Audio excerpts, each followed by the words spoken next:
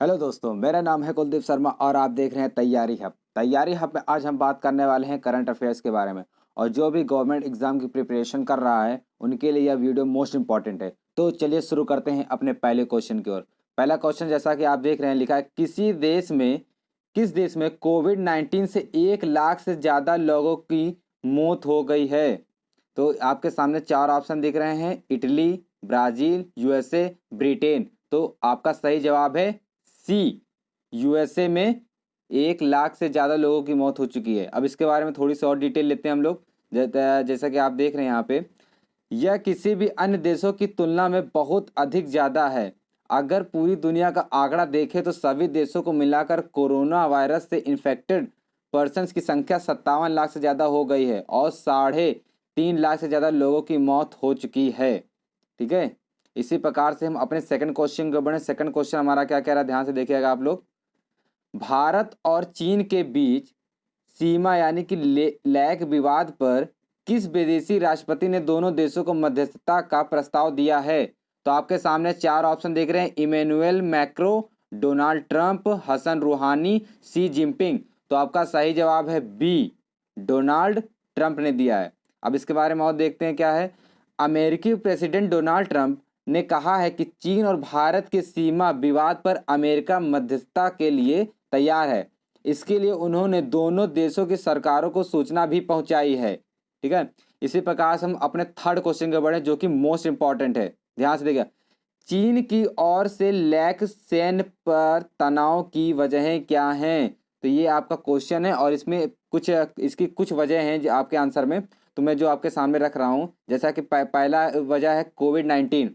Corona pandemic को ठीक से हैंडल न करने पर खुद चीन में ही प्रेसिडेंट शी जिनपिंग पर सवाल उठ रहे हैं। ठीक है, और दूसरा मोस्ट इंपॉर्टेंट है हांगकांग।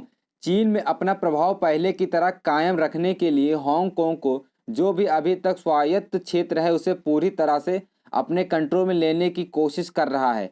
आने वाले दिनों में हो सकता है कि वहां पर चाइनीज मिलिट्री के द्वारा बड़े पैमाने पर वायलेंस देखने को मिले। ठीक है, और इस मामले में इंडिया चुप रहे इसलिए भी ऐसा कर रहा है। ठीक है, और इसी का थर्ड वजह है ये, इंडिया और ऑस्ट्रेलिया ने डिफेंस लॉजिस्टिक पैक्ट साइन करने वाला है। इंडिया और ऑस्ट्रेलिया ने डिफेंस लॉजिस्टिक पैक्ट साइन करने वाला, जिससे कि इसको भी प्रॉब्लम हो रही है चीन को। तो इसके बारे में और जानकारी लेते हैं। जैसा कि आप देख रहे हैं, 4 जून को इस पर इंडियन पीएम मोदी और ऑस्ट्रेलियन प्रेसिडेंट स्कॉट मॉरिसन के बीच वर्चुअल समिट यानी ऑनलाइन शिखर सम्मेलन होने वाली है। इससे होगा यह कि इंडियन नेवी ऑस्ट्रेलिया के एक टापू पर बेस बना सकेगी, जबकि ऑस्ट्रेलियन नेवी अंडमान निकोबार समूह के एक आइलैंड पर बेस बना सकेगी। ठीक है, और इससे चीन टेंशन में आ गया है। इसी की थर्ड वजह यह है, फोर्थ यानी कि इंडिया ने वर्ल्ड हेल्थ असेंबली में यूरोप और ऑस्ट्रेलिया के साथ खड़े होकर कोरोना वायरस की उत्पत्ति की जांच के लिए प्रस्ताव पेश किया था, जो पास भी हो गया। इससे चीन को दिक्कत महसूस हुई। ठीक है, और इसी की लास्ट पांचवी वजह यह है, इंडिया जापान और अमेरिका का क्वाड ग्रुप बना चुका है। ठीक है, क्वाड ग्रुप, जिससे चीन को प्रशांत महासागर और इंडियन ओशन में उसकी एक्टिविटी पर नजर रखी जा रही है। ठीक है, ये था इसका मोड रिपोर्ट। इसी प्रकार से हम अपने फोर्थ क्वेश्चन के बढ़े। फोर्थ क्वेश्चन हमारा क्या कह रहा है, आप लोग ध्यान से देखिए। स्वदेशी विमान तेजस की दूसरी सौवाड्रन 27 मई 2020 को वायुसेना में शामिल हुई। इस सौवाड्रन का नाम बताएं। तो आपके चार ऑप्शन देख रहे हैं: flying daggers, flying AIF, flying quad, flying bullets. तो आपका सही जवाब है डी, फ्लाइंग बुलेट्स। अब इसके बारे में हम थोड़ी सी और जानकारी ले रहे हैं। देखिए, आप देख रहे हैं, इसे कोयम्बटूर के सुलूर एयरबेस पर तैनात किया गया है। यह सेना की 18वीं स्क्वाड्रन है, जिसकी स्थापना 1965 में की गई थी। इस स्क्वाड्रन को 15 अप्रैल 2016 को सेवा मुक्त कर दिया गया था। उस वक्त इसमें MiG-17 फाइटर प्लेन थे। ठीक है, इसी प्रकार से हम अपने नेक्स्ट क्वेश्चन बढ़े। नेक्स्ट क्वेश्चन हमारा क्या कह रहा है, ध्यान से देखिए। ITC लिमिटेड ने किस कंपनी की 100% इक्विटी के अधिग्रहण की घोषणा की है। तो आपके सामने चार ऑप्शन देख रहे हैं: Britannia industries limited, Hindustan Unilever limited, Sunrise foods private limited, या फिर नेस्ले इंडिया।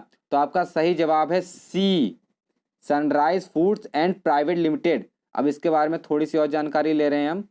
इस डील की रकम करीब करीब 2000 करोड़ रुपए बताई जा रही है। आईटीसी लिमिटेड कई प्रकार के कारोबार करती है। आईटीसी लिमिटेड ने 23 मई को सनराइज फूड्स प्राइवेट के साथ 100% इक्विटी शेयर कैपिटल खरीदने को लेकर समझौता किया है। ठीक है, और आपने अभी तक हमारे चैनल को सब्सक्राइब नहीं किया है तो जरूर कर लें, जिससे कि आपको लेटेस्ट के करंट अफेयर्स और लेटेस्ट नोटिफिकेशन आपको सही टाइम पर मिलते हैं।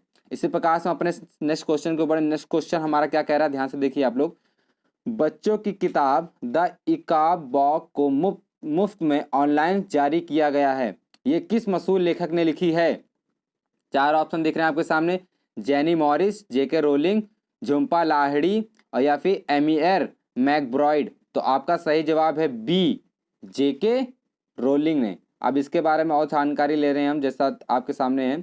यह बुक हैरी पॉटर के राइटर हैं, यह बुक हैरी पॉटर के राइटर, उन्होंने लॉकडाउन के दौरान बच्चों के मनोरंजन के लिए एक नई कहानी की शुरुआत की है।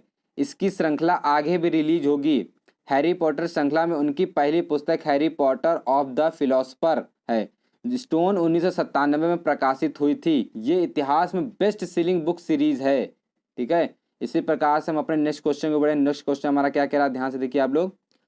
कोविड-19 की वजह से संघाई सहयोग संगठन यानी एससीओ का शिखर सम्मेलन और ब्रिक्स नेताओं की बैठक को स्थगित कर दिया है। यह किस देश में होने वाली थी? आपके सामने 4 ऑप्शन देख रहे हैं, रूस, ब्राजील, चीन, दक्षिण अफ्रीका। तो आपका सही जवाब है ए, रूस। अब इनके बारे में और थोड़ी जानकारी ले रहे हैं हम। यह बैठकें पहले 21 से 23 जुलाई के बीच सेंट पीटर्सबर्ग में होनी थी। एससीओ के प्रेसिडेंट, एससीओ की प्रेसिडेंसी और ब्रिक्स की चेयरमैनशिप इस समय रूस के पास है।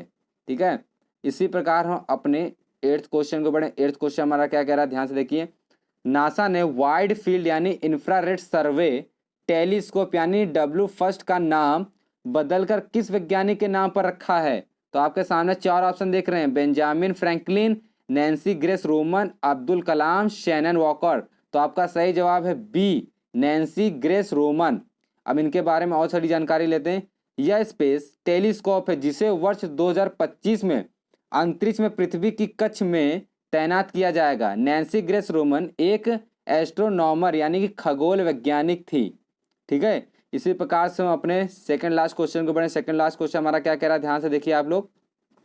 देश भर में फंसे प्रवासी मजदूरों की समस्या और उन पर आई विपत्ति को लेकर किस अदालत ने खुद संज्ञान लिया है और केंद्र व राज्यों को नोटिस भेजा है? तो आपके सामने 4 ऑप्शन देख रहे हैं, supreme court, Allahabad high court, Patna high court, Bombay high court. तो आपका सही जवाब है ए, सुप्रीम कोर्ट ने। अब इसके बारे में थोड़ी सी और जानकारी ले रहे हैं। जैसा आप देख रहे हैं, देश भर में फंसे प्रवासी मजदूरों की समस्या पर 26 मई को सुप्रीम कोर्ट ने नोटिस जारी कर जवाब दाखिल करने को कहा है। सुप्रीम कोर्ट के जस्टिस अशोक भूषण, जस्टिस संजय किशन कौल और जस्टिस एम.आर. शाह ने कहा, रिपोर्ट बताती है कि प्रवासी मजदूरों की दुर्भाग्यपूर्ण स्थिति है, इन्हें सरकार से मदद की जरूरत है। ठीक है, इसी प्रकार से हम अपने लास्ट क्वेश्चन के ऊपर। लास्ट क्वेश्चन हमारा क्या कह रहा है, मोस्ट इंपॉर्टेंट है। श्यामला जी की भावे का निधन 22 मई 2020 को निधन हो गया, वह किस क्षेत्र के लिए जानी जाती थी? तो आपके सामने 4 ऑप्शन देखें, लेखन, शास्त्रीय संगीत, साहित्य, चित्रकारी। तो आपका सही जवाब है बी, शास्त्रीय संगीत। अब इनके बारे में थोड़ी और जानकारी लेते हैं। 79 वर्षीय श्यामला जी ने बंगलुरु में अपनी आखिरी सांस ली।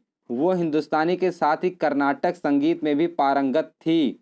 उन्हें उभय गान विदुषों से सम्मानित किया गया था। इसी प्रकार से हमारे मोस्ट करंट अफेयर्स के क्वेश्चन खत्म होते हैं।